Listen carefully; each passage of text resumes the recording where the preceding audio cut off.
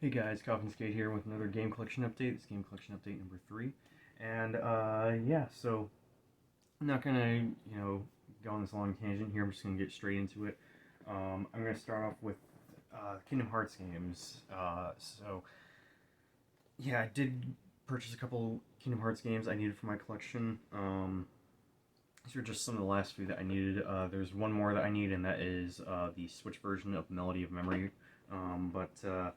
Yeah, otherwise I have almost every single game in the series. And that's also not including the limited editions because I'm missing a handful. But anyways, starting off with one of the more expensive games to get when it comes to just the game, and that is Kingdom Hearts Chain of Memories for the Game Boy Advance. Getting just a cart-only copy of this is not that expensive. It's actually really cheap, but getting a complete box copy of this is a bit of a pain because it actually costs quite a bit.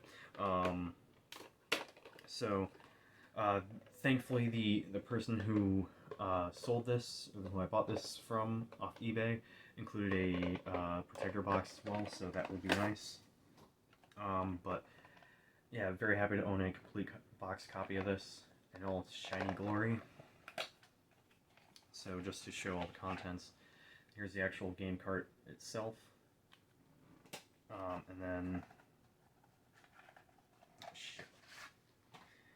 And then got the manual, and then I had to buy separately the Square Enix members card and a registration card, sorry, not members card, and a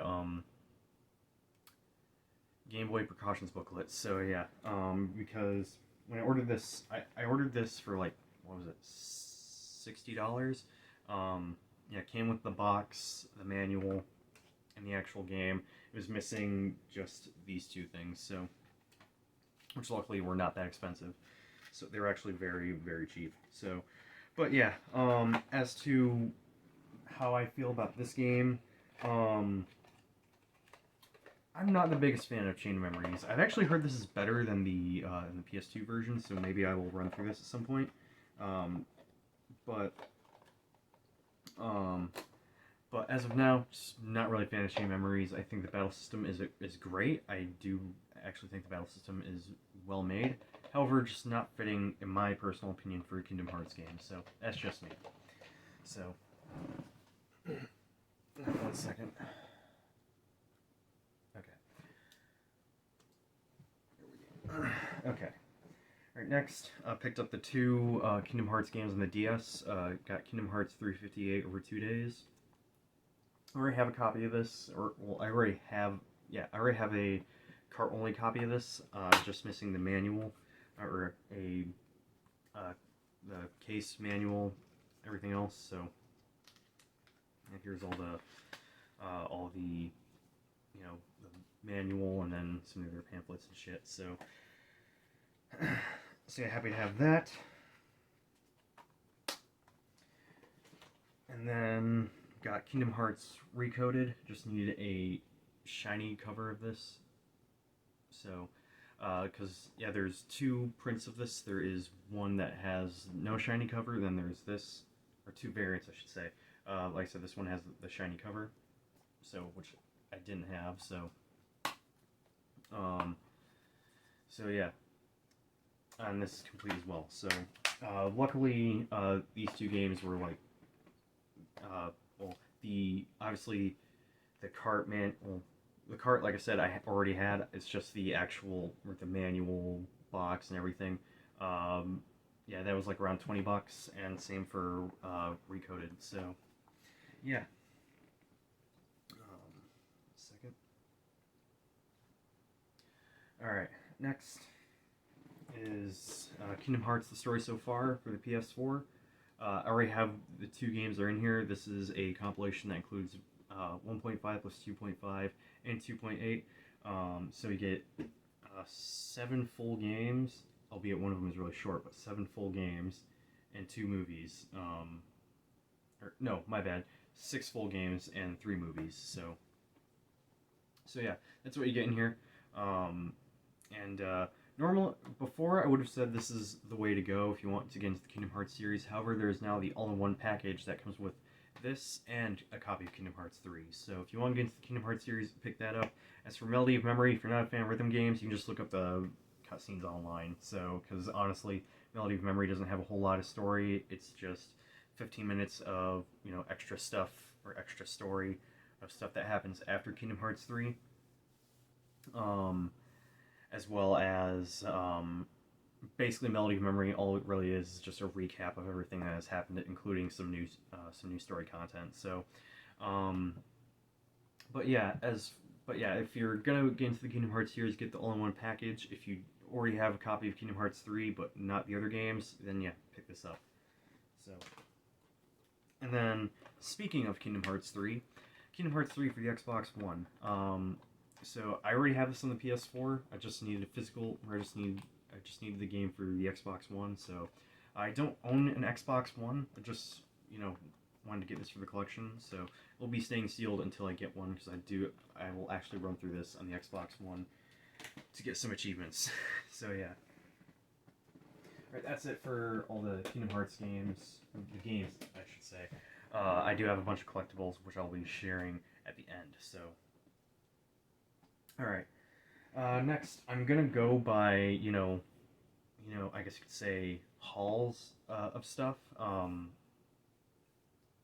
because, there were a few times I went to game stores and picked up, like, a full haul of stuff, so I don't know why I'm explaining that, but anyways, so, yeah, starting off with all the sort of hauls that I've gotten from different stores, and then all the bundles of games that I've gotten from different stores, and also some garage sales later on.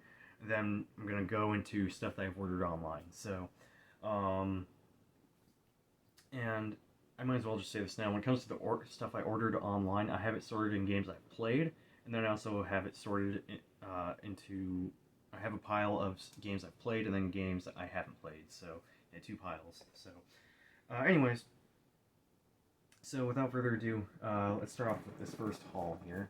This was from all this stuff here was purchased at a game store called Disc Replay. They don't just sell video games; they sell movies, whether it's DVDs, Blu-rays, and a bunch of other electronics and shit. So, I do also want to point out, with this lot, I also got a Xbox 360. However, I had to return it because it was having issues trying to connect to my Wi-Fi. So, so that could also just be my Wi-Fi, but I don't know. I didn't really feel like fucking with that. So, yeah, I tried multiple different fixes, and not a single one fixed it. So, like, to give you an idea what would happen, I'd hop into an online match. And yeah, I'd hop into an online match like Left 4 Dead 2, for instance, and then as soon as I get connected and hop into a lobby, I get disconnected after like 10 seconds. So that's how bad it is. So again, it could just be my Wi-Fi, but I don't know. It is what it is, though. So eventually I will see about getting a 360 so I can play non-backwards compatible Xbox 360 games, as well as original Xbox games and whatnot. So, but anyways, so, for the PS4, I picked up The Outer Worlds. I haven't played it yet, but this was like 17 bucks. Picked up Infamous Second Son. This was $9. Around the time when I got this, this was like on sale for like 10 bucks on the PlayStation Store, so I got it for like $1 less.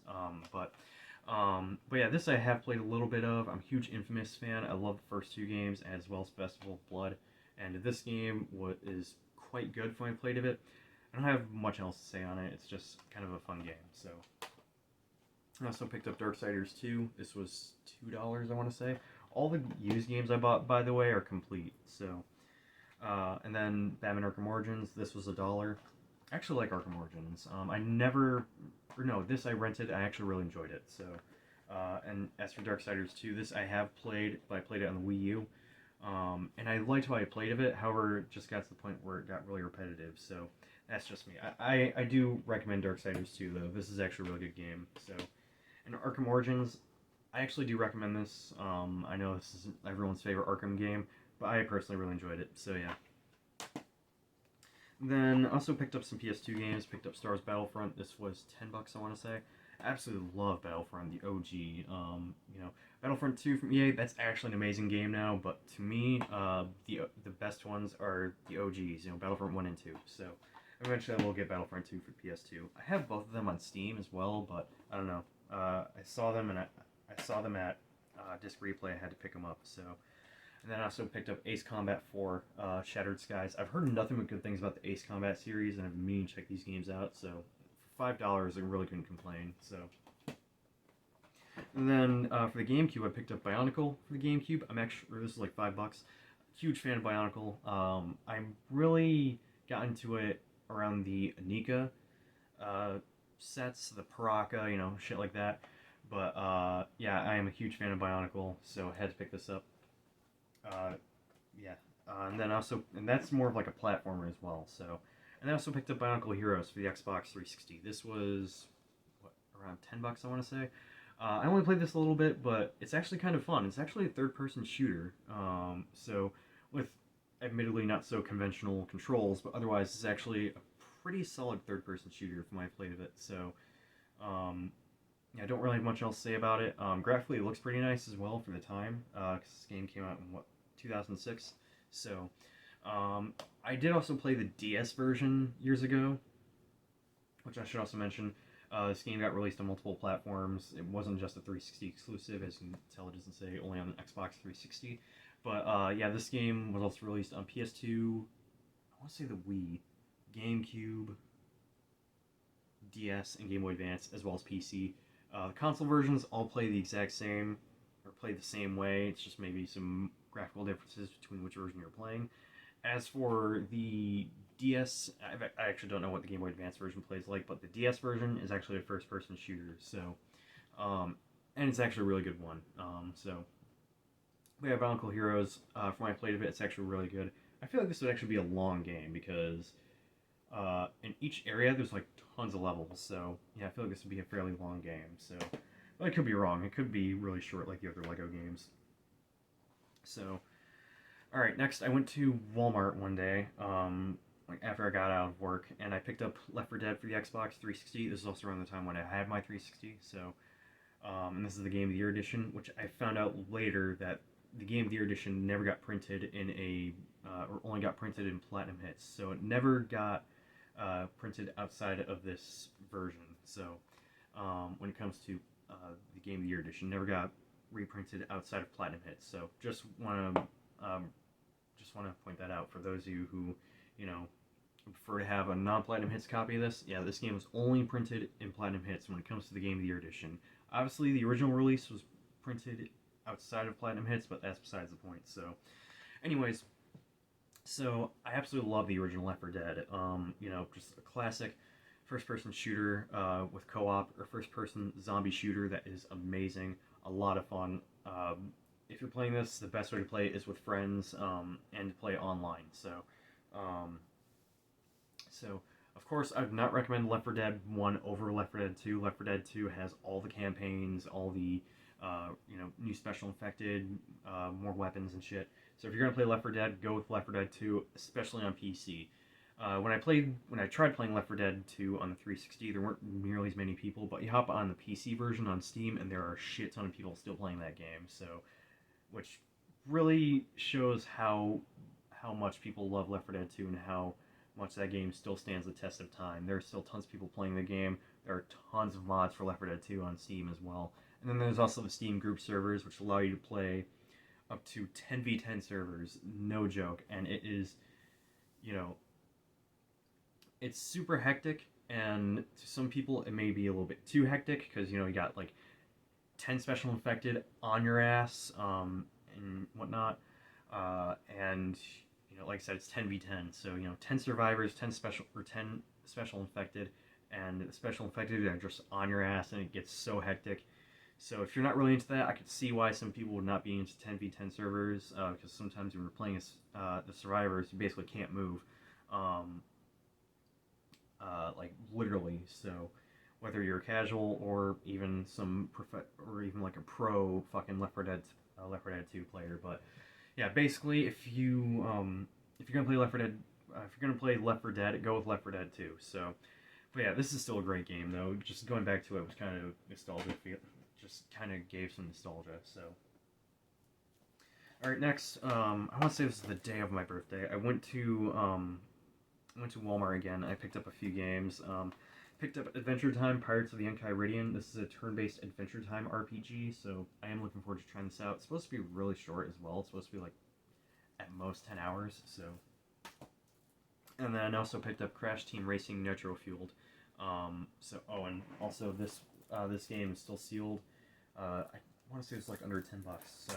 As for this is like, what, $20, $30? I don't remember.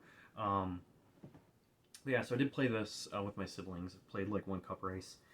And it's not a bad game by any means. Don't get me wrong, I could definitely see the appeal with this game. However, for starters, load times are abysmal on a base PS4, which that's why I was playing this game on. I was playing this on a base PS4. I do not have a PS5. Neither can I really afford one right now, but that's besides the point. But anyways, so yeah, I did play this, played this a little bit, like I just said moments ago. Like I said, load times are abysmal, and as for I like the mechanics. Mechanically, this is a really good racing game, a really good kart racer. However, my problem with this, and this is more of something that I just need to get used to, I just have to play this game some more, is the drifting. The drifting is really off-putting. So... Otherwise, I could really see the appeal in this. I could really see myself really enjoying this. I just have to put more time into it just to see if it's something that I actually enjoy. So, yeah. Alright, next. One day, I was out doing stuff in my car because it needs some maintenance. And I picked up a few... I went to GameStop because I had some time to kill. Went to GameStop, picked up a few games.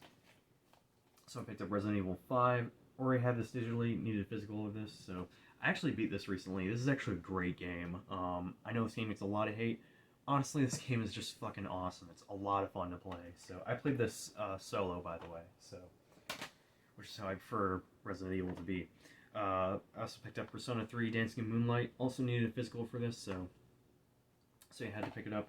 This was like 20. I want to say this was under 20 bucks as well. And then I decided to pick up something new. From a franchise I'd never really dove into yet. And that is Tony Hawk's Pro Skater 1 and 2. I know this is a remake, but hey, wanted to try something new. So, this is a new series by any means. But anyways, so, Tony Hawk's Pro Skater 1 and 2. This is the first time I played a Tony Hawk's Pro Skater game, and this game is quite fun. However, wow, does this game have a bit of a learning curve. In terms of like trying to string combos together and whatnot. So needless to say, trying to do some of the missions in this game as a new Tony Hawk, as someone new to the series, it's kind of difficult, but I could definitely see myself being really addicted to this. I just need to put more time into it. Yeah, Tony Hawk's Pro Skater 1 and 2. So it is, from what I hear, a amazing remake, and so if you are a fan of the Tony Hawk's Pro Skater series, specifically, the OGs, this is one that I would highly recommend, despite not having put enough time into it. Based off from what I hear, this is a really competent remake, so yeah. Alright, next, I went to Disc Replay again. By the way, the one in particular I went to was the one in Flint, Michigan. So, anyways, picked up a few games, or actually like 7 games here. Picked up Mario Strikers Charged for the Wii. I had not played this game in years, so I had to pick it up. This is a game from my childhood. I loved this game. One of the few sports games I really enjoy. It's, very arcadey, sports game, and I highly recommend it. So, that also had online, which I did not really know about as a kid, so, Alright, next is Yakuza Kiwami 2. Picked this up for like $50. This is the Steelbook edition. So yeah, always welcome to add another Steelbook to my collection. I really like Steelbooks. I think they tend to have much better box art than the actual box art. But anyways, this game, I haven't played it yet. I absolutely love Kiwami though, so I'll definitely be checking this out. I also have Yakuza 0, which I need to run through as well. I also picked up Final Fantasy X, 10-2 HD Remaster. This, I already have on the PS3, just wanted to pick it up for the PS4. I will be going back and playing through this game and finishing it on PS4. I did import my save file as well, so. There's another thing I wanted to say. I can't remember what it was. And then I also picked up Final Fantasy XII: The Zodiac Age. I did play the original on the PS2 many years ago, and you know, at the time I wasn't really too impressed with it, if I'm being honest. I couldn't really get into Final Fantasy XII at the time. However, also at the time I wasn't really too big into RPGs, so that may have something to do with it. Otherwise, yeah, I am really looking forward to trying this out. I've heard really good things about Final Fantasy XII, especially this version. They added, you know, Zodiac job system, which was not in the US release. They added it in like a subsequent release of this game in Japan, so but I am definitely looking forward to diving into this. So the battle system, if you've not played Final Fantasy XII, it has more of like a MMO sort of battle system. Alright, and I also picked up a few PS2 games. Picked up Harry Potter Quidditch World Cup for PS2. I don't remember how much I paid for this, but this game, I actually played this a little bit on PC and actually really enjoyed it, so I am definitely going to have to play more of this. And then Eternal Ring from Software RPG for the PS2. Always okay with picking up a RPG for the PS2. Whether it's good or not, you know, I haven't really looked much into, you know, what are the best RPGs and what are the worst RPGs in the PS2. I only know that Chaos Wars is one of the worst, but that's besides the point. So I also picked this up on the PS4 because this game does have DualShock support. However, I could not get it to work, so I ended up, I'm not sure if it works as in the way that you would expect, but regardless, I ended up just buying this on the PS4 because the PS4 version of this is actually really cheap. I want to say it's like 15, 14, or no, 10, 15 bucks. But yeah, I did play this a little bit, and it is a pretty solid first-person RPG from Software, so I will definitely have to play more of this. I've been really wanting to look back into From Software's catalog with, I mean, after being a huge fan of the Dark Souls series, Bloodborne, and Demon Souls as well. What was it? Sekiro was a good one, although I never finished it because that game is so fucking brutal. I don't want to say there was something else, but anyways, and then I also picked up Motocross Mania 3. This is another game from my childhood that I absolutely love. It's a racing game, or dirt bike racing game, with melee combat, and it is a lot of fun. I also did play a little bit of the first two Motocross Mania games, and they do not play anything like, or this game does not play anything like those two games. So yeah, the melee combat was introduced in this game, so, and in my opinion, it just made it even better. This game is just so much fun. So, needless to say, when I popped this into my PS2 the day I got it, I was, you know, I felt huge, like a huge sort of feeling of nostalgia. It was just very nostalgic to pop that game in again. And the music, I remember just being so good. So, alright, went to GameStop, day of my birthday, and I went and I picked up, you know, some more PS4 games, and actually some 360 games as well. So, PS4, I picked up Bayonetta and Vanquish, the 10th anniversary bundle. I was going to wait and pick up the version that comes with the Steelbook, however, for 20 bucks, I mean, this is, you know, brand new for 20 bucks. Can't really complain with that. I did play a little bit of both these games, and they are quite fun. If you like hack and slash games and third-person shooters and whatnot, really over-the-top action games, you gotta play Bayonetta, and also Vanquish. And I also picked up Resident Evil Revelations. Again, I already have this digitally, just needed a physical for it, so you can't tell I'm a huge Resident Evil fan, so Resident Evil is my favorite horror game franchise, so, and in my top 5 favorite video game franchises of all time. Alright, next, the 360 games I picked up were Two Worlds 2. They said they had the first two Worlds. Turns out this was the one they had, and I would have preferred to pick this up on the PS3, but they couldn't really complain. I want to say it was like $2, so. Then I also picked up Halo 4. This game, I know this game gets a lot of hate, honestly. I really don't care. I actually loved the multiplayer in this. I enjoyed the campaign at the time, but honestly, I've just really grown to not really care about the campaign for the Halo games, so, except for Halo Reach. I like the campaign for Halo Reach. Otherwise, when it comes to the Halo games, more in it for the multiplayer, and also Firefight as well, so, yeah, Halo 4. That was $1. They had, like, tons of copies of those, so. They also had a copy of Halo Reach, but they sold the game without the case, so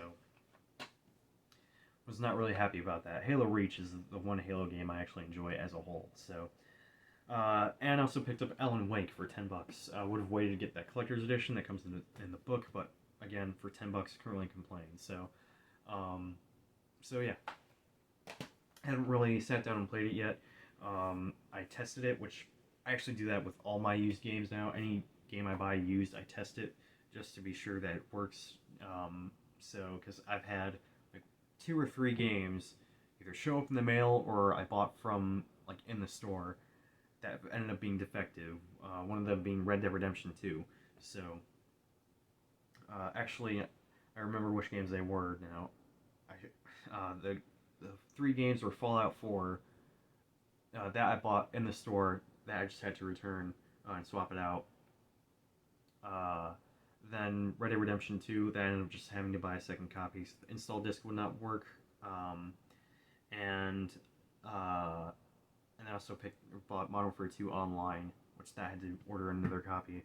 So, anyways, okay. So, next I went to Goodwill, actually, and I picked up a few games, and also a guitar controller. I'll grab that in a second, but yeah, I forgot that was another thing I picked up. But anyways, picked up Little Big Planet for the PS3. Picked this up because I really want to like this series. I've tried this series in the past, and I've just never been able to get into it. So, yeah, for $5, can't really complain. All this stuff from Goodwill was $5 as well. Picked up Splashdown Rides Gone Wild. I had heard good things about this game. What's his name? Metal Jesus Rocks mentioned this game in a video, so for $5, figured I'd pick it up.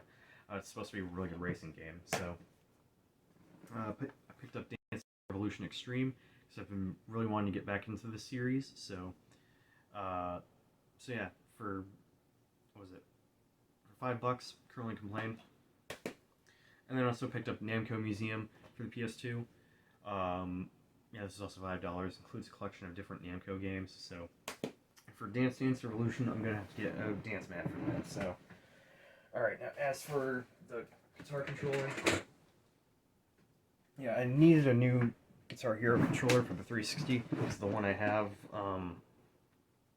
the buttons were really unresponsive, and somehow I don't know how the owners of that control, how the last owners of the controller did this, but one of the nails on the fretboard itself, on the fretboard part of the controller, was rusted. I don't know how they pulled that off, but anyways, so yeah, I picked this one up, loaded with stickers on it, but I'm not really complaining. I just really needed this for, I just needed a new controller to play Clone Hero with, and this controller does suffer from the same unresponsive button issue, but not nearly as bad. So that, and none of the nails are rusted either, so this one I can just take apart and fix it myself.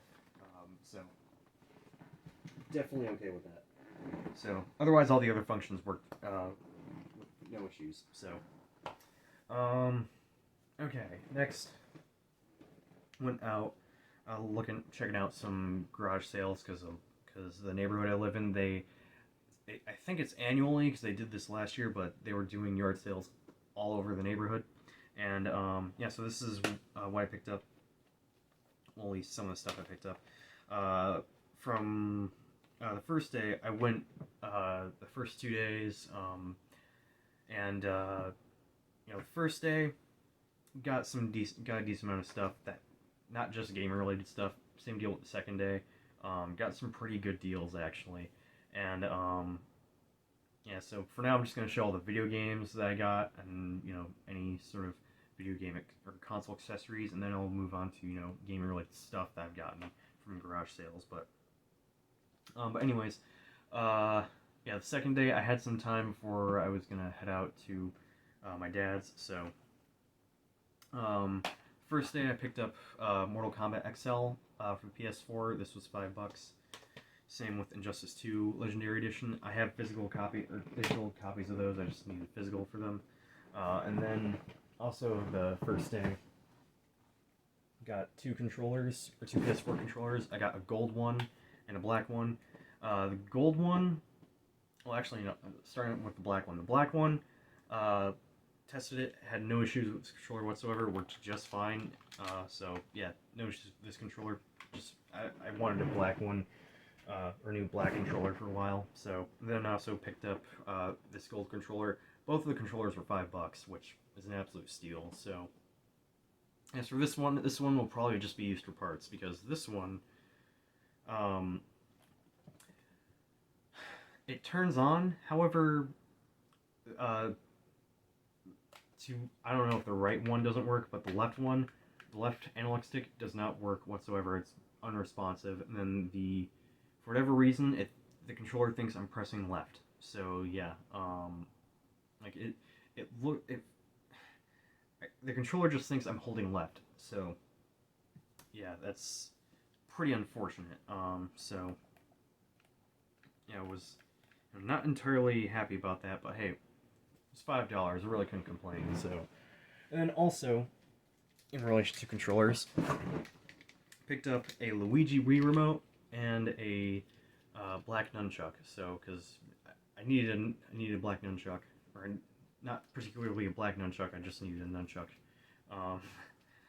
And then, you know, I was definitely alright with owning another Wii remote. So, but yeah. Mainly needed a nunchuck so I could play, you know, games that use the nunchuck, because I didn't have any nunchucks on me, so I was definitely alright with that. And the Luigi Wii Remote also has the Motion Plus, or Wii Motion Plus tech in it as well. So, then the second day, I picked up 2 PS4 games once again, just games I have digitally, just needed physical for them. There's Black Ops 3 and Black Ops 4. I want to say these are like $10 each, so I really like Black Ops 3. I know this game was kind of a game that was kind of polarizing. Some people absolutely loved it, some people hated it. I'm honestly in the camp that loves this game. The campaign was trash, that I will say, but like I got like 2 missions into the campaign, and you know, say at some point the only reason why I'll finish it is just for trophies. I won't run through it any after that. So. And then as for Black Ops 4, this game, I really tried to like this game, because I also really wanted to enjoy it, because of just some of the cheese there is in this game, like the one semi-auto shotgun, I can't remember the name of it, but, and then you can put like the strobe light on it. I really wanted to like this game because of some of the stuff you do in it, but couldn't really get into it. This game is on PlayStation Plus right now, by the way, so if you want to try it out, well, yeah. So, there might be a lot of noobs on there, so now might be the time to actually get into that. Anyways, okay. Okay, now on to games I ordered online. So, I got a huge stack here, so these are all games I've played. So, starting off with Persona 5 Strikers, and I got the Steelbook with it as well. So, Persona 5 Strikers, amazing Muso-style game. If you've never played this game before, hold on, let me actually just put this stack back where it was. Okay, so if you're not aware what this game is, it is a Muso-style RPG that takes place after the events of Persona 5, not Royal, Persona 5 Original. So yeah, this game doesn't have any of the stuff in relation to Persona 5 Royal. So yeah, what's her name? Kasumi's not in this game. And you know, there isn't like a new dungeon or anything. It's just, you know, stuff that's more in relation to the original release of Persona 5. So just be aware of that. And like I said, or like you saw earlier, I also got this Steelbook because I pre-ordered it from Best Buy. So this game is easily one of my favorite games of the year. I love Persona 5 Strikers. This game was amazing. It's an awesome action RPG that, I'm telling you, if you're a fan of Muso-style games, you've got to try this game out. It is a lot more strategic than any other Muso-style game. This game, it has that typical, hack and slash Muso-style gameplay, but it also has some of the bells and whistles that the Persona series is known for, or the Persona and Shin Megami Tensei games, namely the affinity system, where you have to kind of trial and error figure out what enemies are weak to. So, and then it also has recruiting personas. However, it's a lot different in this game. Instead, personas drop as masks, and then those are like pickups in this game. And then, this game also has the persona fusing system. So, yeah, basically just take Persona, change the game into a Muso style game, or change the combat to be more of a Muso style game, and that's Persona 5 Strikers. It is awesome. The story is not nearly as interesting as Persona 5 Original, in my personal opinion, but I did really enjoy this regardless. I did actually enjoy the story regardless of how I felt, and yeah, it was just an awesome game. I highly recommend this if you haven't played it yet. It is a game I do want to go back and platinum, because I haven't actually gotten around to that yet. Alright, next is a game that I honestly could not get into, and before I actually show this game, hear me out. Because I know I'll probably get, called a bunch of names and shit. So, before anyone starts calling me a misogynist, or misogynistic, or homophobic or anything, hear me out. I already just kind of showed a little bit of the game, but I'm in full support of the LGBTQ community. I have friends that are part of that community, so if you ever come across this video, hi, how you doing? As for, me being misogynistic, I'm in full support of, the feminist movement. Not radical feminism, I should say equality, alright? I'm in full support of equality, so I hate how I have to, make those, say those, clarify. Yeah, I hate how I have to clarify shit like that, but it's the internet, it's 2021, and if you don't like a certain game, you'll be, at this, where we are in 2021, you'll just be, if you don't like a certain game, people will classify you as being such things, as, being, misogynistic, or, racist, or, shit like that, so... but yeah, I didn't like The Last of Us Part 2. I'm sorry. And let me also clarify, I'm a huge fan of Naughty Dog. I, love PlayStation. One of my favorite, actually my favorite platformer on the PS2 is Jak 2. I'm a huge fan of the Uncharted series, and I love the first Last of Us game. So, just want to point that out. And I have nothing against the actors or actresses or anyone who made this game. But yeah, I could not get into this game. So... I got 11 hours into this game. I really tried to like this game, and, my interest in playing this really dwindled after the game came out, after, watching a ton of videos. Nikki Jakey's video really brought my interest even, to its lowest, but I'm still willing to give this game a chance, despite how I felt about this game before I played it. And I also did a video talking about, my thoughts before playing this game, so if you want more detail, definitely check out that video on my channel. So, but yeah, I didn't really like this game. I'm sorry. I really don't really get why this game gets a lot of love. This game also gets a lot of hate, but I mainly see people just absolutely love this game, and honestly, I'm in the camp that doesn't really see why. Don't get me wrong, it's not the worst game I've ever played. I've played far worse than this. For one, the gameplay is actually...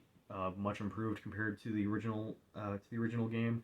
Soundtrack is very good. Graphically, it's a gorgeous looking game.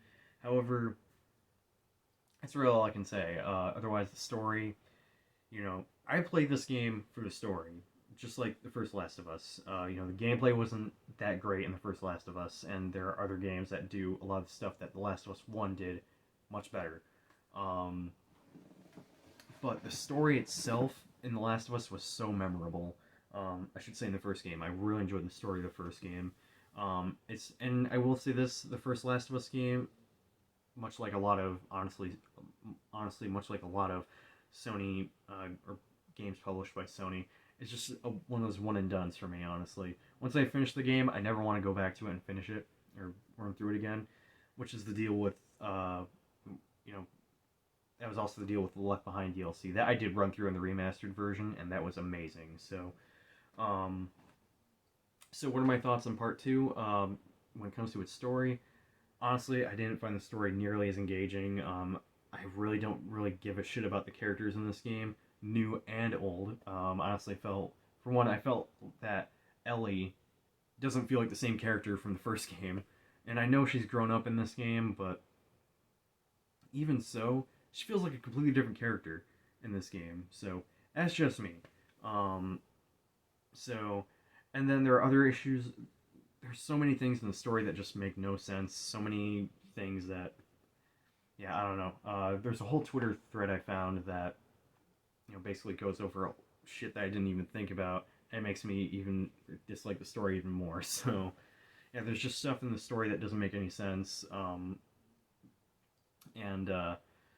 Yeah, just I do not care about the story of this game. So that's why I stopped playing it. The gameplay is much better, but it's not enough to carry the rest of the game and make me want to continue playing this 25 to 30 hour game. So, which in comparison, the original was like 10 to 15 hours. So,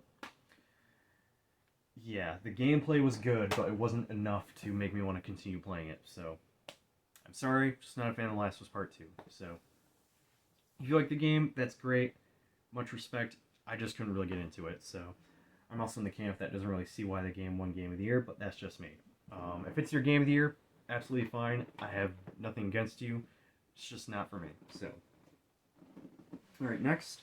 There's actually an accessory that goes along with this one. I picked up Firewall 0 Hour, and this came with the aim controller. So yeah, finally picked up an aim controller. There was actually a few reasons why I picked this up. One of them was because Farpoint, they were giving away, they gave that game away for free through PlayStation Plus. So decided to pick this up so I could play it with something other than the DualShock 4. And this controller is amazing. Take a DualShock 4 and remold it into the shape of a light gun. Add a PlayStation Move, I don't know what you call this, but PlayStation Move sort of sensor, and even better motion controls. That's essentially what this thing is. It is a PlayStation VR light gun with motion controls, and it is amazing. Works so well. Honestly, wish this worked with regular PS4 games, because it has all the controls. It has the D-pad, analog sticks, and everything, face buttons and all. But this only works with VR games. Honestly, it would have been freaking hilarious if this also worked with regular PS4 games as just a DualShock 4, because that would be hilarious. Just imagine watching a Evo tournament and someone just walking in with this thing as their controller. Just imagine. So, I imagine it wouldn't even be that difficult, despite this being a PS4 controller. I imagine it wouldn't even be difficult if you use like a Cronus Max or something, but it wouldn't be difficult to, get that to work in that way. But it would have been so hilarious if that worked as a regular DualShock 4 controller. That's just me. Anyway, so as for the game itself, Firewall 0 Hour. There's also another game that I bought the aim controller for, but I'll show that shortly here. But as for Firewall 0 Hour, don't get me wrong, this is a good game. I have much respect for people who enjoy this game, and if you like tactical shooters, must own. But I've never really been a fan of multiplayer shooters where the main game mode, where they only have like one game mode, and it's a no respawn game mode. So yeah, if there's like multiple game modes, and if there's more than just the one game mode, like if this had, stuff like Team Deathmatch and shit, or Capture the Flag or Domination, then I'd probably play the living shit out of this. Otherwise, yeah, maybe I just need to play it more. Maybe there's just something that I'm not really getting. Should I play more of this? Let me know in the comment section below. But for now, just, I don't know. There are other games I want to play right now anyway, so. Like Final Fantasy XIV, I need to play more of that. But anyways, so picked up Star Wars Squadrons. I'm not really going to say too much about this game, but I picked this up for like $20 brand new from Best Buy. And this game, if you like the space battles from the more recent Battlefront games, this is a must-own. I did see this being played outside of VR a little bit on the Xbox when I was at my dad's, because he ended up installing this on a Series X. And yeah, it looked like it would be really fun outside of VR, but that's why I played this game in. I played it in VR, and I will be playing this in VR throughout the rest of the game. And let me just say, if you couldn't handle Eve Valkyrie, do not play this game at all in VR. Just do not play this in VR at all. This game will make you motion sick like you would not believe. Otherwise, if you can handle it, this is worth playing in VR. It is so amazing. So, that's enough of Star Wars Squadrons. Alright, this game, I hadn't really touched the physical copy all too much because I played this digitally. I was talking about this game with my siblings on my way home from work, when they were picking me up, and uh, after when we got home, I was like, I can't wait any longer. I have to buy this game now. I have to play this game now. And that is No Straight Roads. I ended up buying the digital deluxe edition because it's on sale. It comes with, a digital art book and a soundtrack. If you've not played No Straight Roads, this is a must-own. If you like rock music, if you like EDM, if you like beat-em-up sort of action games, this is a must-own. The soundtrack is awesome. I love the art style. The gameplay is a lot of fun. Um, and for those who aren't a fan of K-pop, there's a boss fight in this game themed around K-pop. Like, it's literally like a robot K-pop group. So if you're not a fan of that genre, there's a boss fight for you in this game. So, but if you're also a fan of that genre, there's also a boss fight for you in this game. But yeah, the soundtrack in this game is awesome. Gameplay is awesome. Cannot recommend this game enough. It's also available on Xbox One, fucking PC, and Switch. So, highly recommend that if you haven't played it yet. Alright, next, Doom 3 VR Edition. This is the other game that I was talking about that I wanted a PlayStation, that I bought the aim controller for, and I definitely got to play more of this. But from what I've played of it, honestly, not the biggest fan of Doom 3. I've tried playing Doom 3 before on Switch, PS4, and even a little bit on PC, and not the biggest fan of the game, but I'm not going to straight up give up on it just yet, because I feel like there's something there that would make me say, yeah, this game is amazing. But if you're a fan of Doom 3, this is essential. It's Doom 3 in VR, and it uses this gun here, so you get to play Doom 3 in VR with a gun. So you can also play with the DualShock 4, but honestly, get the aim controller if you're going to play this. It plays so much better. I tried playing Firewall 0 Hour ages ago when they're having like a free-to-play weekend for it, with a regular DualShock 4, and get an aim controller, trust me. So yeah, Doom 3 VR Edition. If you're a fan of Doom 3 and you love VR, you can handle it, this is worth checking out. So definitely check that out. If you're a fan of Doom 3 at least. Alright, next is the game that has been taking up most of my time, Nier Replicant. I love this game. I'm over 50 hours into it. I'm still on Route A, for those who've played this game, and I'm really enjoying it. Graphically, it's a gorgeous looking game. Gameplay is so much better than the original Nier. Music is fantastic. I'm really enjoying the story. The combat, if you've played the original Nier, you'll know how clunky it is. Well, if you've not played this version, or you haven't seen any footage for it, because you kind of want to go into it blind, the combat director from Platinum Games helped work on the combat for this game. So if you are a fan of Platinum Games and their work, you'll probably enjoy this game's combat. So, but yeah, I'm really enjoying this. It's such a gorgeous looking game. The voice acting is very good as well. It is plagued by some dated game design, but otherwise, this game is amazing. I cannot recommend it enough. It's also available on Xbox and PC. Do be aware the PC version does suffer from some sort of issues, or from some rough issues, from what I've heard. So, and also, I got the White Snow edition as well. So if you want to see my unboxing of this, check out my channel for that. So, okay. All right, next, Resident Evil Village, the deluxe edition. Now, I do want to point out I did have a bit of an issue with my pre-order for this. I pre-ordered this from Best Buy, and the day before they shipped my copy, that was when they charged me. It didn't really go through, so contacted Best Buy about it. It didn't really go through again, and so contacting my bank about it, didn't really get anywhere with that, so I ended up just canceling my pre-order. And in order to get this on day one, I had to pre-order it from Amazon, because it was like the day before this game came out. And on Best Buy, the deluxe edition wasn't available, for one. And I wanted the deluxe edition because, for one, it has a much better box art. But this also has all the bonus DLC, like the Samurai Edge handgun, the weapon charms, visual filter, saver music, etc. So, and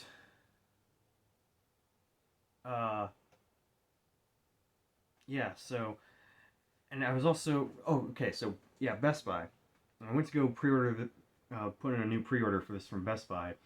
The deluxe edition was sold out, so, and not only that, but it said it would show up days after the game came out, even for also for the original, or for the standard edition. So, decided to, pre-order this from Amazon instead. Of course, now this I don't entirely blame on Amazon themselves. Um, but in my neighborhood, there's like two different houses with the same house number. So, yeah, and this ended up getting sent to the wrong house. It's the wrong address. So, I don't know who thought that was a good idea, but yeah, it wasn't just with this that it happened with. It happened with a few other things, but yeah, that was fucking frustrating. But yeah, I did run through this. I finished it in a few days, and this game is awesome. I prefer Resident Evil 7 over this. However, this is still a great game. Really gave me Resident Evil 4 vibes when it came to the gameplay to some degree. Had the inventory system from that game. There was a merchant that acts, just like how merchant is when it comes to, buying stuff and, upgrades and whatnot. Same deal here. You can also upgrade how much health you have, and how much damage you take. So, and there's other fun stuff to do in this game. So, but yeah, this game, fantastic. One nitpick I have with this game is that you can't return to the castle. So if you miss stuff from there, well, if you miss stuff from the castle, and you progress past that point, you're on to the next, lord you have to take down. Tough luck. Whatever you missed, and there's no going back to it. So that's the one nitpick I have. But it's just a very minor nitpick. And I also prefer how Resident Evil 7 was much more scary compared to this game. Otherwise, yeah, if you have not played this yet, it is awesome. I highly recommend it. It's honestly one of my favorite games of the year. Alright, next is Mass Effect Legendary Edition. And I also got this from Best Buy, so I got this awesome steelbook as well. So, this was actually a birthday gift. My dad pre-ordered this for me as a birthday gift, and I haven't really played this game all too much, but this is a remaster of the first three Mass Effects, and Mass Effect 1 plays so much better and looks so much better than the original. I see some people say the original looks better. How? I think the remaster here looks so much better camera control, and apparently they fixed the Mako. So I heard it still gets stuck on things, but not nearly as bad. But yeah, apparently, the Mako was fixed in this. Even if you try to purposely try to get stuck on things and whatnot, apparently they fixed it. That's how well they fixed it. I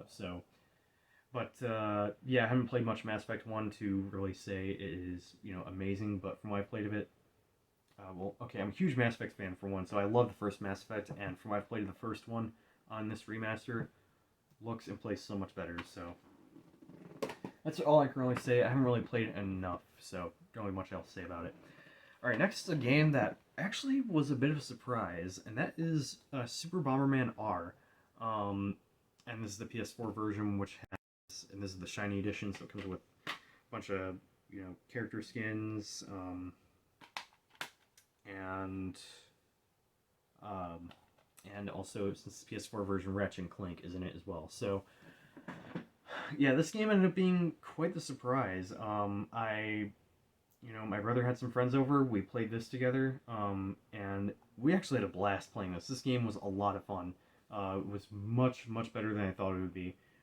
This game is actually kind of fun. Graphically it's not the best looking game, but yeah, if you have friends to play with, this is actually quite a fun game. So, and I also bought this because they were, at the time, they were releasing Super Bomberman R Online, which is really looking forward to. So I bought this in preparation for that. So is quite a fun game. So, and I did play Super Bomberman R online a little bit, and it's also a fun game. Also has crossplay, by the way. So if you have friends on other platforms and you want to play the game with them, well, yeah, that game is crossplay. So figure I mentioned that. All right, next is Puyo Puyo Tetris 2. Picked this up because it's on sale at GameStop. Or no, not GameStop. GameFly for like, what was it, 16, 17 bucks. And this game's a lot of fun. I love Tetris. I haven't played much of the Puyo Puyo part, so I can't really say if it's something I enjoy. However, I do absolutely love Dr. Robotnik's Mean Bean Machine. So, but yeah, Puyo Puyo Tetris 2. For those who've played the first Puyo Puyo Tetris, do you need to play the first game's story to enjoy the story of the second game? Please let me know in the comment section below, because I do want to dive into the story of this, but I just have not played the first game yet, so yeah. But yeah, Puyo Puyo Tetris 2, that is quite a fun game. I like to think I'm pretty decent at Tetris, but then I hop online and damn, I get wrecked, so yeah. It's definitely I do really want to get better at Tetris, if I'm being honest. Mainly because after watching a bunch of Wumbo, holy crap. So, alright, next I picked up Shin Megami Tensei 3 Nocturne HD Remaster. I haven't played this version all too much, so I don't really have much to say on this version other than it looks better. It definitely looks amazing graphically, and I will say this, the music is still compressed, which I don't know why they left it compressed, but whatever. And also the cutscenes are still in 4:3, or the pre-rendered cutscenes are still in 4:3. I don't have much problem with that, or much of a problem with that, because they're pre-rendered.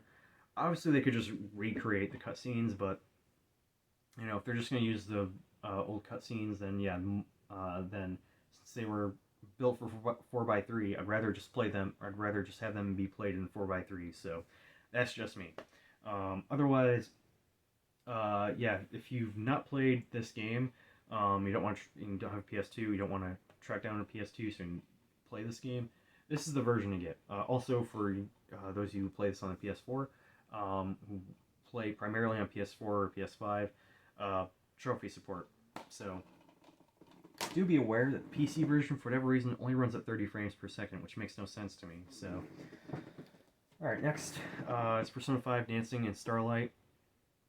This is a fun game. I actually have this digitally, I just need a physical for it, so this was, oh gosh, this is kind of an expensive game. It's like, this game is like an $80 to $100 game, so, which actually kind of shocked me. I was quite surprised by how much this game goes for nowadays on eBay, but this game is really fun. If you like rhythm games and you're a fan of the Persona series, it's worth checking out. Do note, if you really only care about the story, you can just avoid this game at all costs. The story is not important in this game. You can just, not play this at all, honestly, if you don't really care for rhythm games. So, yeah, if you don't care for rhythm games, but you want to know about the story, you can actually just watch a video online about just, I'm not going to spoil it here for those who are interested in the story, but otherwise, yeah, if you really only care about the story, don't worry, all the shit in this game is actually kind of irrelevant. So yeah, when it comes to the story, but it is a damn good rhythm game, so. Alright, next, picked up Resident Evil Origins Collection. Bought this online for like 20 bucks. Just needed a physical for it, so it's also brand new sealed. So I have both the games are in here. It includes a remaster, Resident Evil 0, and Remake, so yeah. 0, I haven't played much of, so I don't really have much to say on it.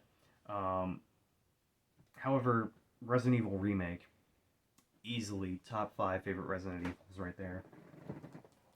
Alright, next, picked up Transformers Devastation. I heard good things about...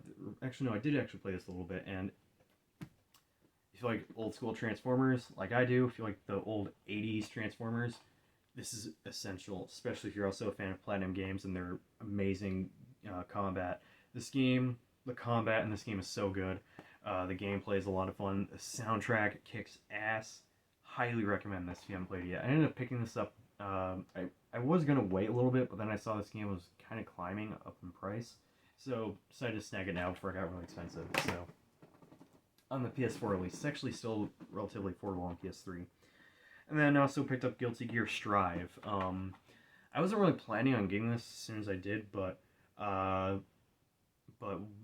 one of my siblings just said I should just get this game now, pay the full $60 for it. So I did, and I haven't played it in a few days, but this game is a damn good fighting game, actually.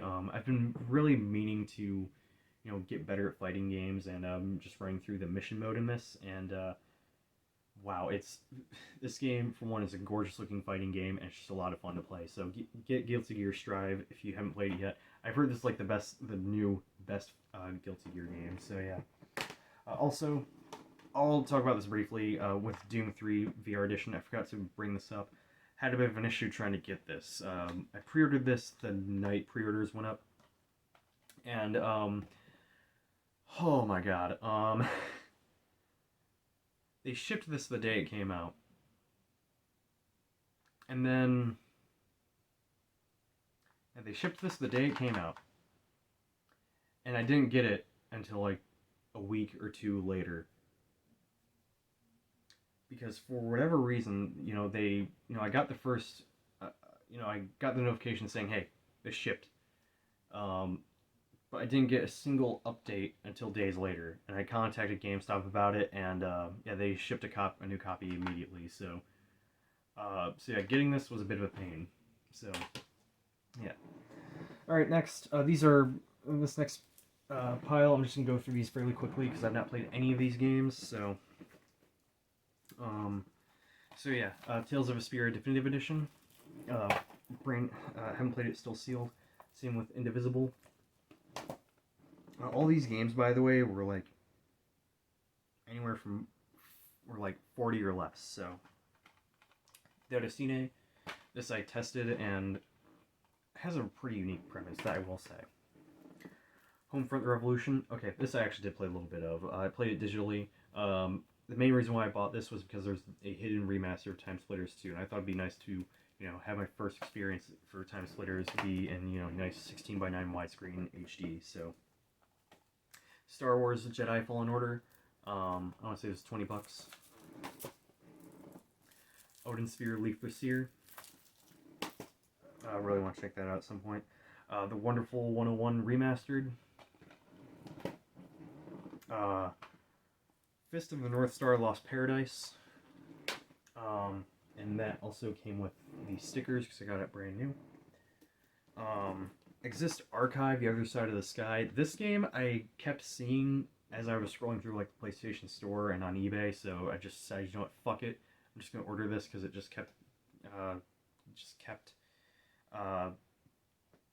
my attention was immediately drawn to this every time it showed up on my screen, whether I was scrolling through PlayStation Store or on eBay. So I haven't played this yet, and I know nothing about it. So yeah, if you guys have played it, is it a good game? Let me know in the comment section below. So either way, I probably will play it, but for those of you who've played it, what are your guys' thoughts on it? Alright, next, picked up 13 Sentinels Aegis Rim from GameStop. It's $30. Still brand new sealed. And same for Captain Tsubasa Rise of the New Champions. This I haven't played yet, but I actually really enjoyed the demo, so yeah. Alright, next, go through these real quick. These are just a mixture of games for different platforms, so... However, this is actually something pretty interesting. This is a DVD player update disc for the PS2. Never seen one of these before. I saw off the Facebook Marketplace. I had to order it immediately. It was like $5.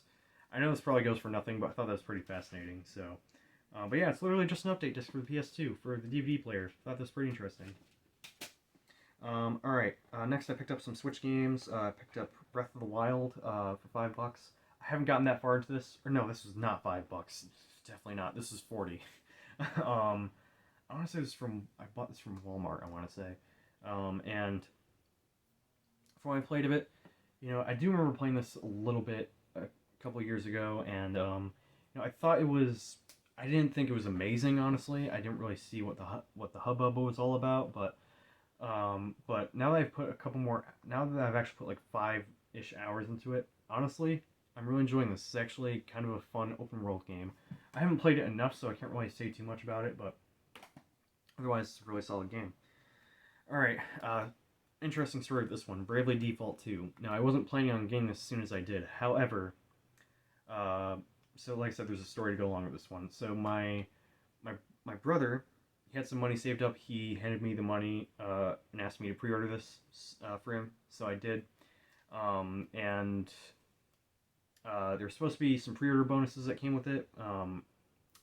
Those didn't show up, so went to go contact Best Buy about it. It was like a few weeks later, and at that point I was like, you know what, I'm just gonna order another copy for myself because they're including it with this game. So I ordered another copy of it and gave the bonuses to my brother. They weren't honestly, they weren't really that great anyways, if I'm being honest. So it wasn't entirely worth it. But hey, you know, I guess another RPG for the collection. So I've been meaning to get into the Bravely Default series, and I've heard you don't really need to play the other ones to get into this one. However, I will.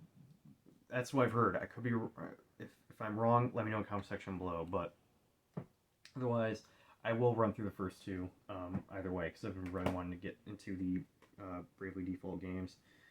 All right, next is Xenoblade Chronicles Definitive Edition. This I did actually open up because I was curious to see if our Switch had space on it, so I decided to install it. But anyways, so I've tried playing this game in the past, and I don't know, I wasn't really drawn in immediately, so I couldn't really get into Xenoblade Chronicles at the time. However, I've been really wanting to get into this, so I decided to pick it up. This is on sale for $30, so yeah. Alright, next, I picked up Persona Q Shadow of the Labyrinth for 3DS. I haven't played this yet, however, one of my siblings is currently playing through it, and he says it is a awesome RPG, so I'm definitely looking forward to trying this out. Alright, next, I'll actually save the best for last. For PS2, I picked up Fatal Frame. With the upcoming re-release of the original Fatal Frame, what's called Maiden in Blackwater on the Switch, on all consoles and PC, I was like, you know what, I'm just going to order this. I have the first 3 Fatal Frames digitally on the PS3, which, as you know, I started a playthrough of the first Fatal Frame for YouTube. I'll get back to that when I can. It's just the part I'm on is so fucking frustrating, because this game has huge difficulty spikes later on. But yeah, I decided to order a copy of this just for the collection, because I love the game so much. If you've not played Fatal Frame, you can get the first 3 on the PlayStation Store, off the US PlayStation Store, because they're not on any other PlayStation storefront, which is surprising. But this game is awesome. Huge difficulty spikes later on, but it is a great game, and I cannot recommend it enough.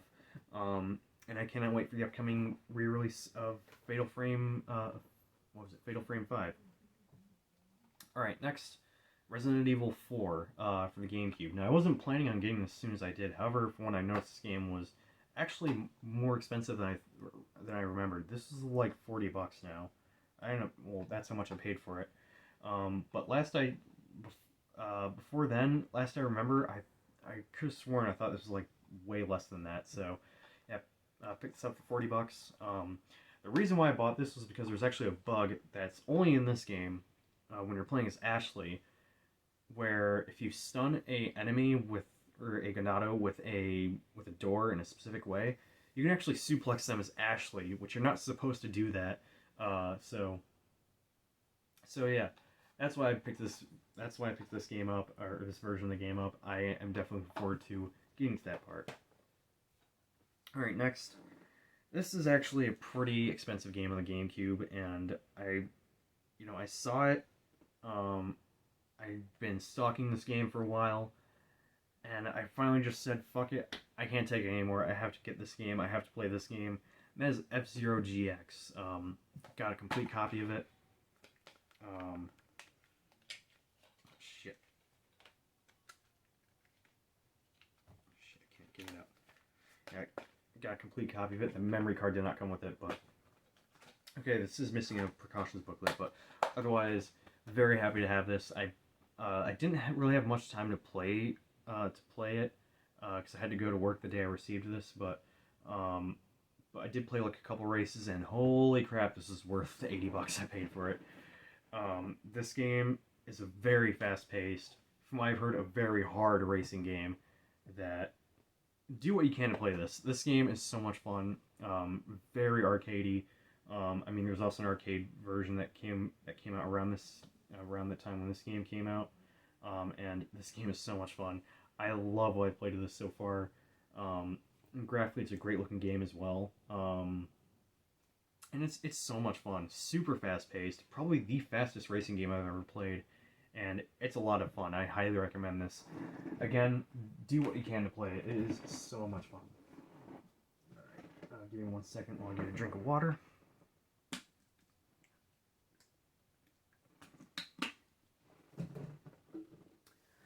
Alright, next, we got some PS3 games. First couple games here I have played, everything else I haven't. So, starting off, the original Nier. Played this a little bit. Combat is kind of wonky. Graphically, it looks good for the time, but it didn't really age well. Characters look really weird in this. After playing Nier Replicant on the PS4, characters look very weird in this. I also looked up some footage of the PS3 version of Nier Replicant, and Jesus Christ, fucking young Nier looks horrid in the original. But anyways, so you guys may be wondering, wait, that's not the same protagonist. That's not the same protagonist as the one in Nier Replicant. That's because that's because the original Nier has two versions. There's this version, which is Nier Gestalt, and then there's Nier Replicant, which we got recently. Both versions have a different protagonist or different sort of backstory, and Nier Gestalt, which in Japan was released on the 360 only, he's more of like a like this rough and tough fatherly figure, whereas in Nier Replicant he is, you know, Yona's brother. So, and also the main character in Nier Gestalt is also Yona's dad. So that's, you know, the main difference. Otherwise, and outside of dialogue differences, they're basically both the exact same. They're both almost the exact same game. It's just differences between dialogue and shit. So, so I haven't really played this version all too much. So I don't really have much to say on it. So, however, it's so weird to go back to that version after playing Nier Replicant or the remaster. All right, next. Split Second, racing game on the PS3 that I picked up for like $30. Also, I forgot to mention with Nier Replicant. Yeah, Nier Replicant in Japan was exclusive to the PS3. Nier Gestalt was exclusive to the 360. Again, this was only in Japan. So, also the Japanese version of Nier Gestalt only has English voice acting, which I thought was pretty interesting. So, but anyways, so Split Second is a racing game that Burnout mixed with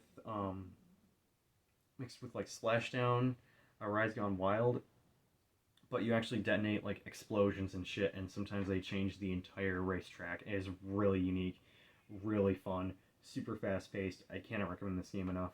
I've only played a little bit, and if there's anyone that would be willing to play this game online, please let me know in the comment section below. I want to play a full online match of that game, because that would be amazing. Alright, next, I already have this game on the PS3. I just need a complete copy of it. I have it. I have a disc only copy. I just need a case and the the box art for it. But I found the sealed copy for like under $30. So Persona 5. I already played this game on the PS4, so I don't really see myself playing it on the PS3. Even so, I have a disc-only copy, so I absolutely love Persona 5.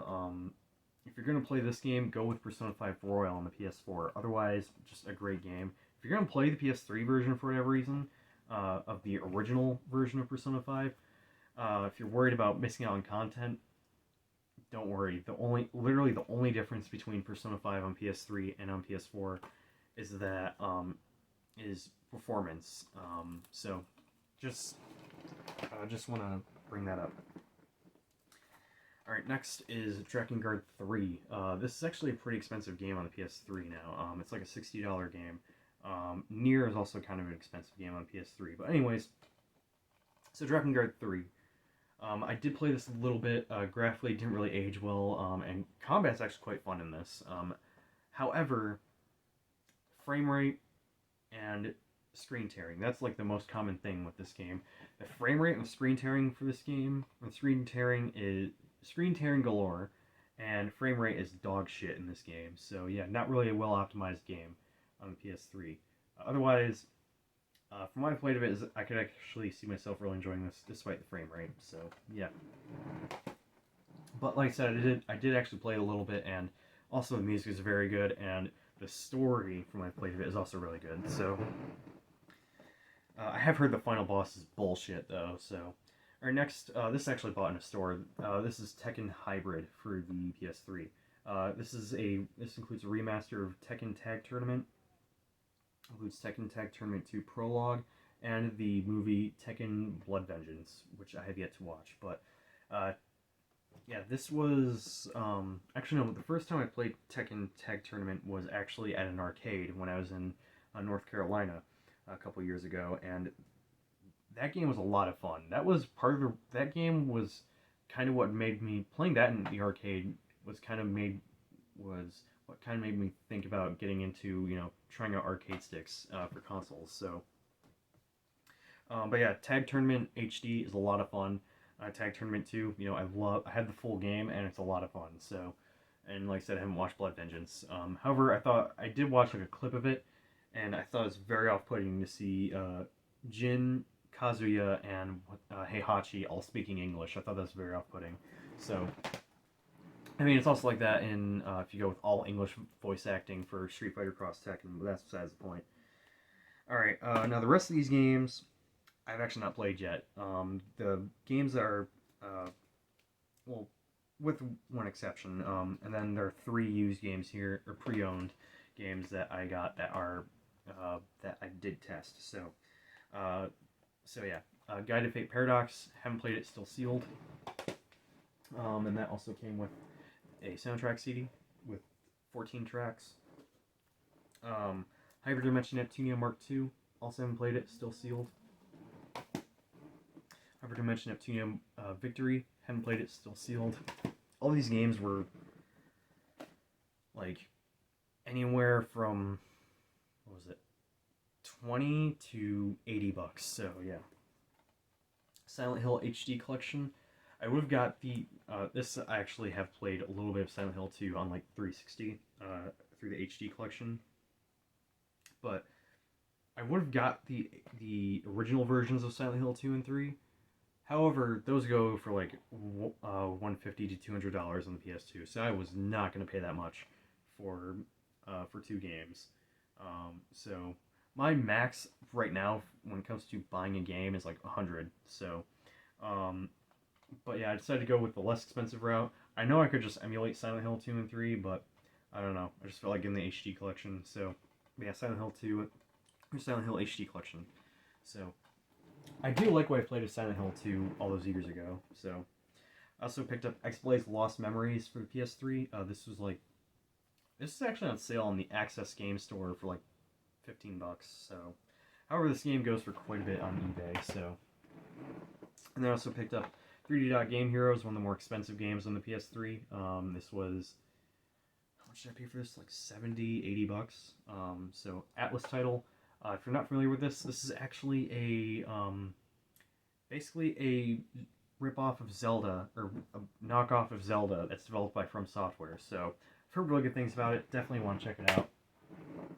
Alright, next picked up an RPG I've been wanting to pick up for a while, and that is The Witch and the Hundred Knight for the PS3. This is an action RPG developed by Nipponichi, I want to say. And it has a unique mechanic where you have these things called gigacalories, and every action you take uses up gigacalories, and when you run out of GC, which is what gigacalories is abbreviated to, you start taking damage, and when your HP hits 0, you go home, or you get sent home, and you to the witch's home, and shit, my mind's drawing a blank. I think you lose like some experience and shit. I can't remember, but yeah, this game sounded really interesting. So I've been wanting to try this out for actually quite a while. So very happy to have that. That was like 30 bucks. And then that also came with the soundtrack CD, which has 21 tracks. So yeah. And from what I've heard, the soundtrack is actually pretty good.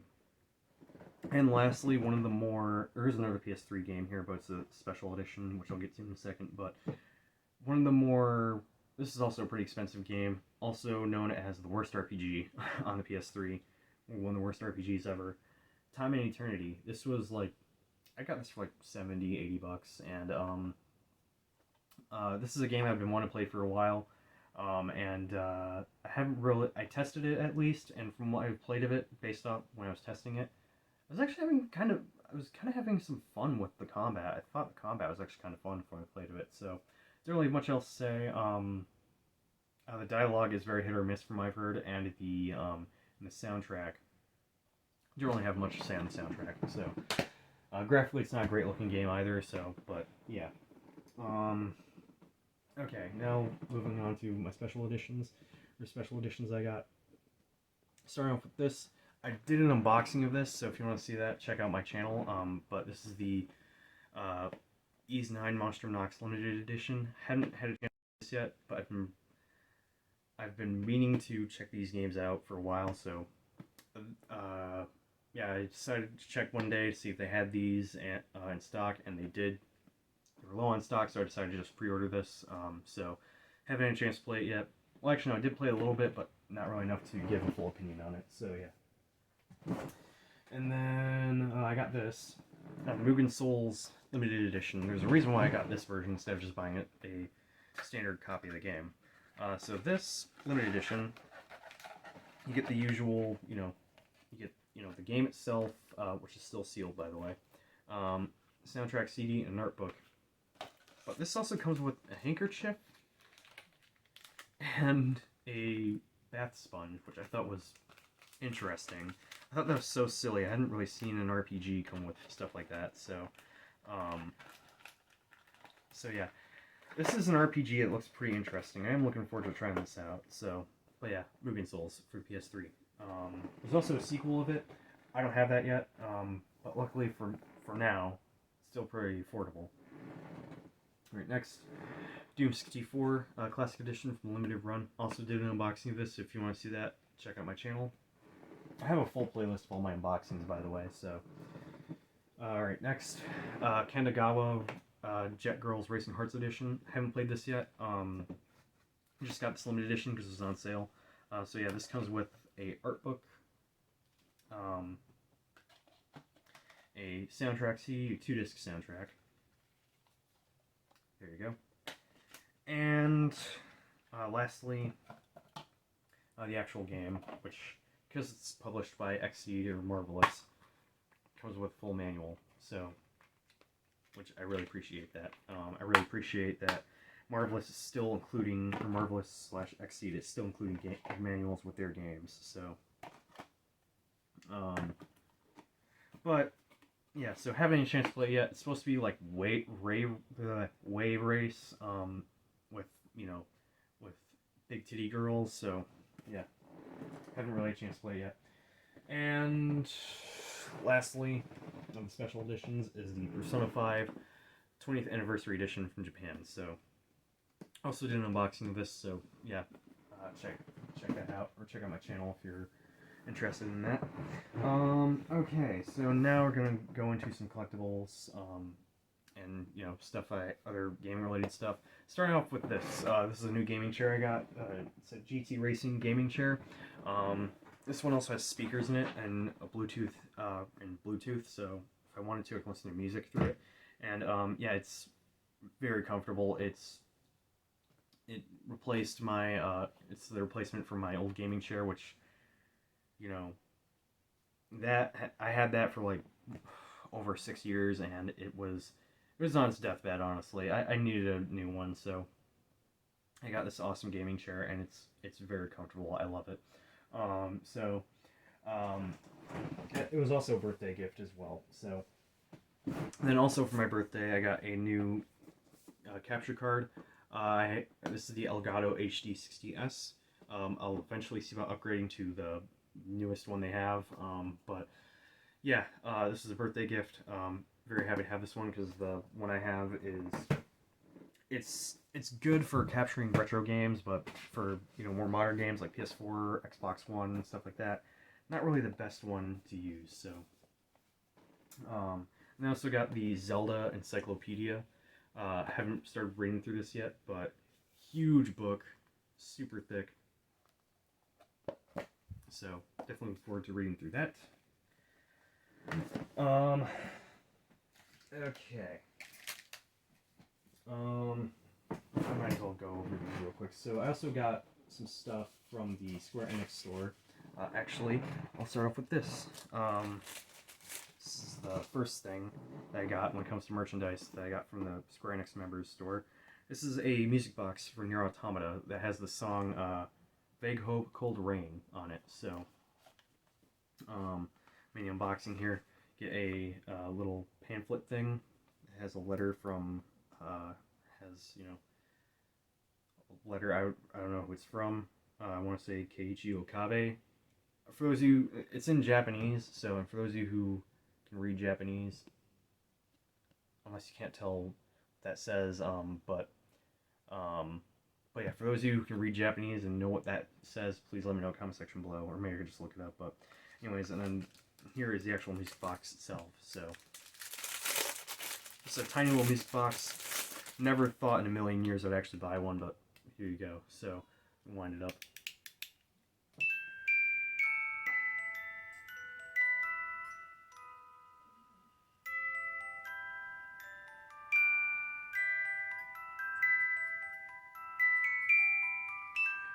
So yeah, that is the Nier Automata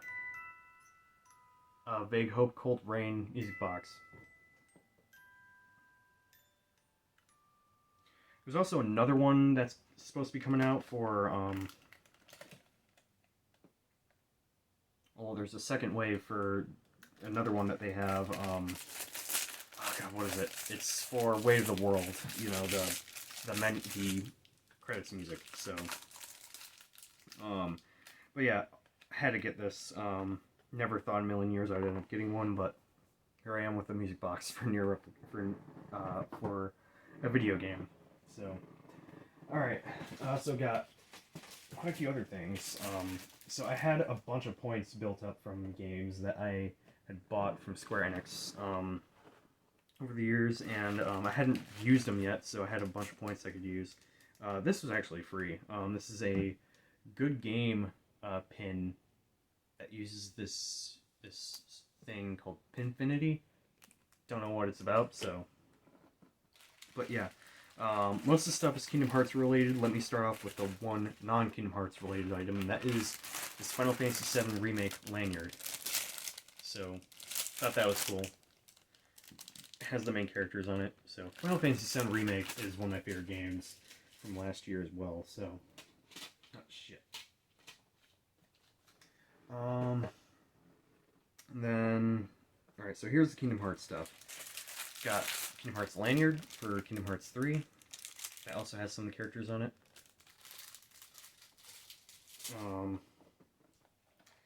I got these two yo-yos that were pre-order bonuses for Kingdom Hearts 3 in different regions. So this one lights up and has a sticker that's for Monsters Incorporated, or yeah, for Monsters Inc. And then this one is modeled after the yo-yo Keyblade transformation for the Monsters Inc. Keyblade. So, and this one glows in the dark. So, yeah. Like I said, I want to say these were pre-order bonuses for Kingdom Hearts 3 in different regions. So yeah, I don't remember how many points these were. So, and I also got a light up Shadow Heartless keychain. And then I also got a pin set, or button set. This has Sora, Donald, and Goofy in their toy box appearances. So yeah. And then got some more Kingdom Hearts related stuff.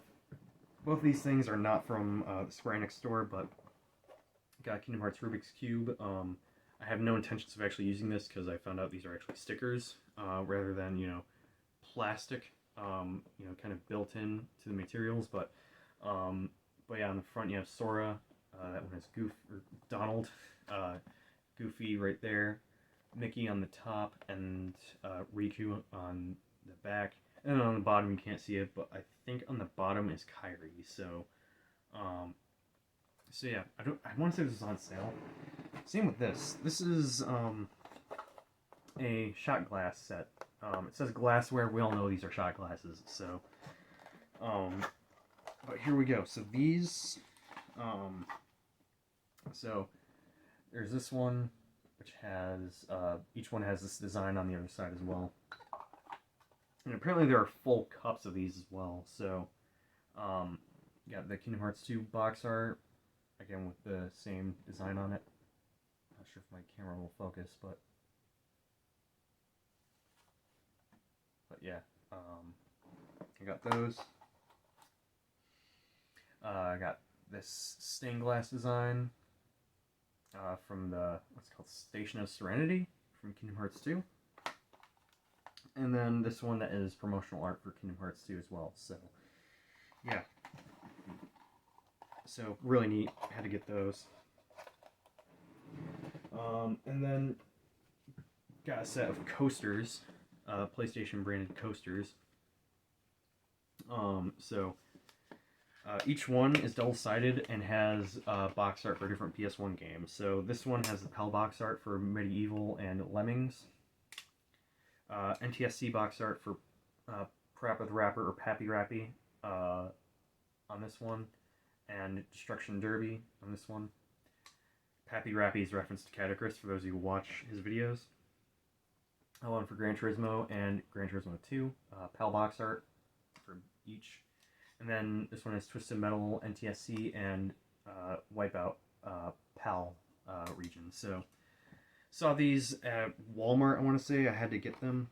There's also one that has the PlayStation face buttons, and they're made of metal, so I'll have to get those at some point. Alright, got some pop figures here. Got a clicker from The Last of Us. I know I was talking about The Last of Us Part 2 earlier, and I wasn't really a fan of that, but I love the first game, so I had to get this clicker pop figure. And then also got this Joker pop figure, which also came in in one of those protective cases. So, yeah. I would have gotten this one that I saw at Walmart. It's a Walmart exclusive. It's the jumbo version of Optimus Prime, who's my favorite Transformer. So I would have gotten that one, but it's like this fucking big. I want to say the box is like around this big, and I don't want to add in any more space because I'm gonna be moving out of state within the next few weeks, or in a couple weeks. So, all right. Also got a few books. Actually, 2 manga, which you guys might be interested in. So, I haven't read it. I haven't read these novels here yet. I don't usually buy novels, but these are for Nier Automata, and I love. I think I mentioned this before. That's like my new favorite game of all time. So, had to pick these up. I got Nier Automata, Yorha Boys, and then I got both long story short and short story long. So I had to pick these up. So, again, haven't read these. I'll definitely be reading through these at some point. Okay, and then the 2 manga I picked up. I was at Barnes & Noble one day, and I was looking for one manga. I'm gonna save it for last year, but I was looking for volume 1 of this manga series that I've been dying to read for a while, or for like a month or 2 after I discovered it. But they didn't have volume 1, but I decided to order it online, which again I will show that in a second. So instead, I was just debating on either getting this or volume 1 of the Persona 5 manga. So I asked my brother, who was there with us, or with my mom and I asked him. He first suggested getting Berserk, which they didn't have volume 1 for that. So I told him that. He said just get this one. So I ended up getting Fist of the North Star volume 1. I've been really wanting to check this out after getting the game, which I have yet to play. But yeah, I've been wanting to check out the anime for Fist of the North Star and the manga. So, well, now I'm gonna have to read the manga. So, but haven't read it yet. Definitely will have to read this. However, the other manga that in question that I was looking for at Barnes & Noble, this I did read as soon as I got it. I ended up reading it in one sitting. I was that amazed with it. And I'm sure you guys have probably heard of this manga before, because this manga has just been making the rounds a lot lately. That is Chainsaw Man. Finally got around to reading this. A bit of backstory on how I discovered this. I was scrolling on Twitter one day after work, waiting for one of my siblings to pick me up, and so I found this fan art of the Gun Devil from this, and I thought it looked so cool, and so some people in the comments were retweeting it, saying, or were tweeting or replying to the fan art. I can't remember who made the fan art, so don't ask me. And yeah, but yeah, some people were in the comments were talking about Chainsaw Man in their replies, and I was like, what the fuck is that? So I decided to look it up, and I was not disappointed. So I decided to order a copy of it, and holy crap, this is amazing. I will definitely have to order the other volumes. That I'll do after I move, but holy shit, this is amazing. Super gory. And you know, some of the devils that I've seen just from this one volume alone are so wild. I won't get into detail for those of you who are interested in reading this, but holy shit, this is amazing. There's also an anime coming out, which the trailer looked amazing as well. The animation looks phenomenal, and yeah, cannot wait for that as well. But I'm definitely gonna have to track down the other volumes, because this one volume was so kick-ass. I can't recommend this enough. If you've not read Chainsaw Man, well, for one, if you don't really care about reading manga, but you're a fan of anime, then yeah, probably suggest waiting for the anime to come out. But yeah, this is phenomenal. So hilarious as well. Again, so gory and whatnot. Worth checking out from what I read of it. So yeah. Like I said, I ended up reading this in one sitting. It was so good. Okay, lastly are some... actually got some strategy guides here. I haven't really picked up any strategy guides. However, I was out checking out yard sales. Same day. This was the same day I picked up Injustice and Mortal Kombat, and I saw some strategy guides.